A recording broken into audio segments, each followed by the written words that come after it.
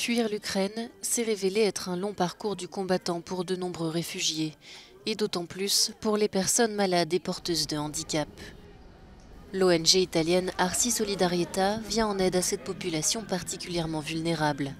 Les patients et leurs familles sont accueillis dans cet hôtel du centre-ville de Rome. Certains ont dû être admis à l'hôpital à leur arrivée dans le pays. Pour tous, le voyage a été long et très éprouvant. Ils en garderont des traces à vie. Mekolai et son fils Boris sont tous les deux aveugles. Mekolai explique se souvenir de chaque détail de son voyage, de chaque son de cette guerre. Même s'il sait qu'il est en sécurité ici, il est toujours hanté par ses souvenirs et se réveille dès qu'il entend un bruit trop fort. Son fils Boris a seulement 14 ans. Il raconte qu'il n'arrive toujours pas à réaliser tout ce qui lui est arrivé ces dernières semaines.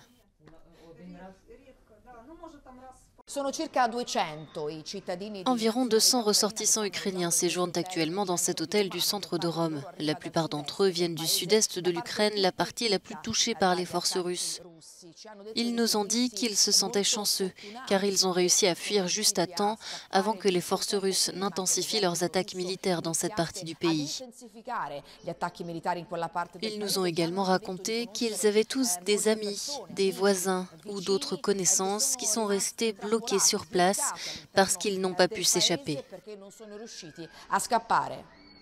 Beaucoup de ces réfugiés ont demandé un soutien psychologique, comme Margarita. Avec son fils handicapé Maxime et la femme de celui-ci, Anna, elle a réussi à quitter le Donbass.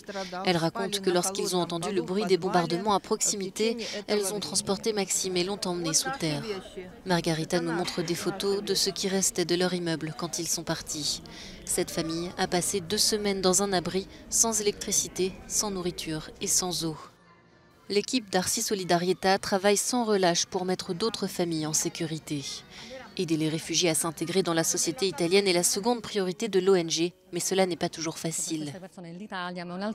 Ces réfugiés pensent que l'Italie est un lieu transitoire et ils ne ressentent pas le besoin de s'engager dans la communauté locale. Ils n'ont pas non plus le sentiment d'être inclus ou d'apprendre à connaître le pays. Pour la plupart de ces familles ayant fui la guerre, l'objectif est clair, rentrer chez elles dès que la situation le permettra.